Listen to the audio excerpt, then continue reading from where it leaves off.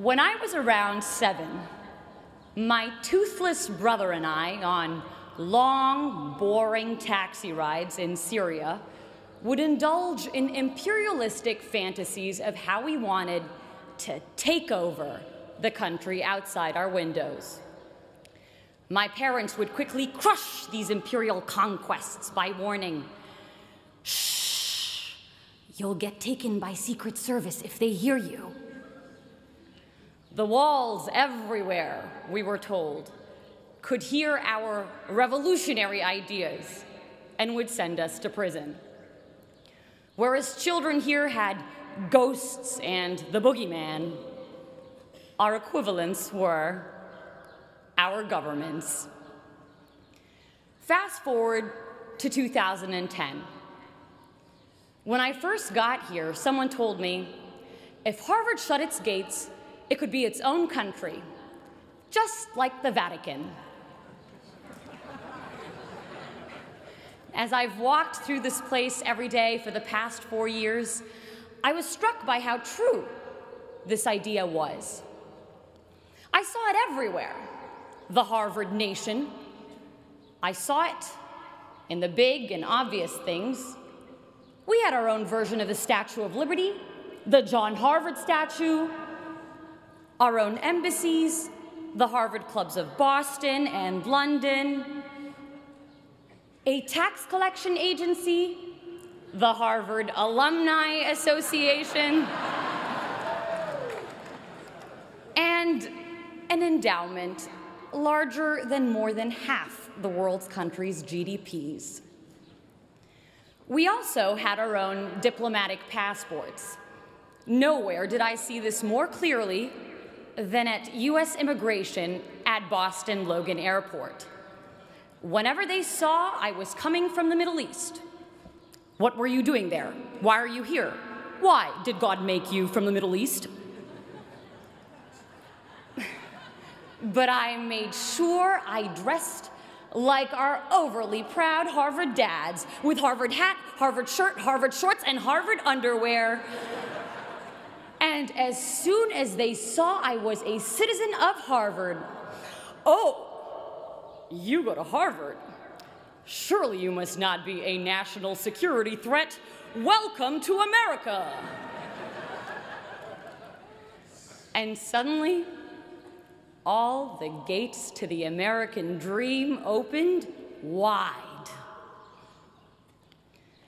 I saw it everywhere, this Harvard nation, but I saw it not just in the hard structures, but more importantly, in its invisible institutions, the invisible scaffolds around and undergirding the hard institutions. I saw it in the quarreling columns of the Crimson newspaper, its kung fu fights of ideas and lively student debates, with the potency to propel policy changes by the next morning's print. I saw it in our cluttered bulletin boards, bustling with life, with announcements of student-led conferences, Broadway-worthy shows, and dorm room projects turned world's next Facebook, smothering each other for our cursory glimpse. A trivial detail, these cluttered boards that often slipped notice. But where some saw papers, I saw passions, purpose, creativity. I saw a heartbeat of civic community's vivacity. My parents' countries were places where institutional dysfunction killed off this social dynamism and vibrant productivity, and so I felt acutely here the value of civil society and living, breathing institutions. My time here would give me a working model of a better world. Not only that, but that sense of empowerment to initiate change. You see, with those spying walls still lurking in my memory that constrained the little Napoleons in my brother and me, you might imagine my shock when, in one of my first classes here, I suddenly found myself debating a president. So it's the 1990s. Our negotiations class professor set the stage. A war is about to break out between Ecuador and Peru. How will you stop it?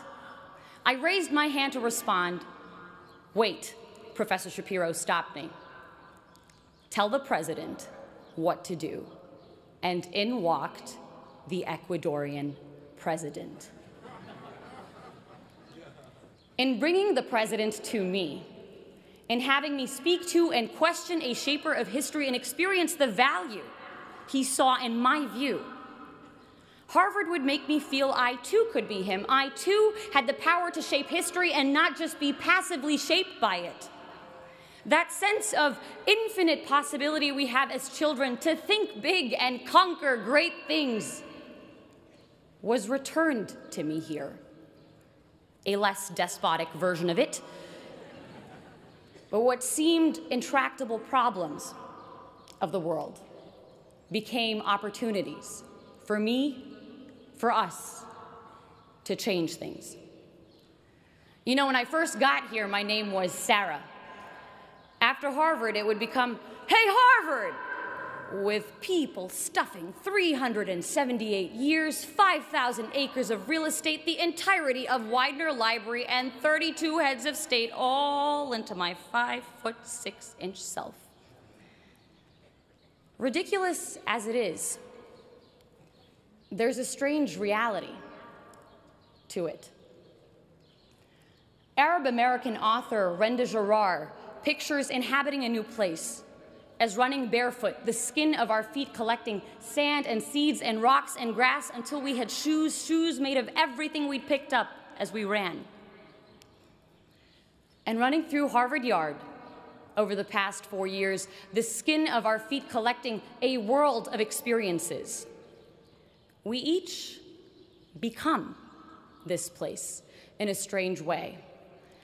Each of us picking up bits of people and history and ideas that changed the way we saw the world. Accumulations I hope we will continue to wear on our souls and leave a footprint of all the best we took from Harvard Yard on our new destinations. And that's why I am hopeful for the future. I am hopeful because of my dining hall dinners spent marveling at friends who, while their countries wage bloody war against each other, are able to carry out civil conversation and build generative projects together. I am hopeful because of the founding mothers and founding fathers of revolutionary ideas like these being launched into the world, who will make of its institutions, its constitutions, its hospitals, its art houses, something better. We hear a lot in the news about an Arab Spring. This graduation is sending 6,000 revolutions into the world, and the 6,000 revolutions graduating as part of the class of 2014. If we take those revolutions, those great ideas sparked behind Chipotle burritos and Starbucks coffee cups in our version of Tahrir Square, Harvard Square, out with us into the real world, into the real Tahrir Squares, and make something of them. Revolutions not in arms, but in minds, more powerful and permanent and pervasive. For this isn't a Ukrainian revolution or an Arab Spring, but a global revolution. This is the Harvard Spring of 2014. This is the Harvard Spring.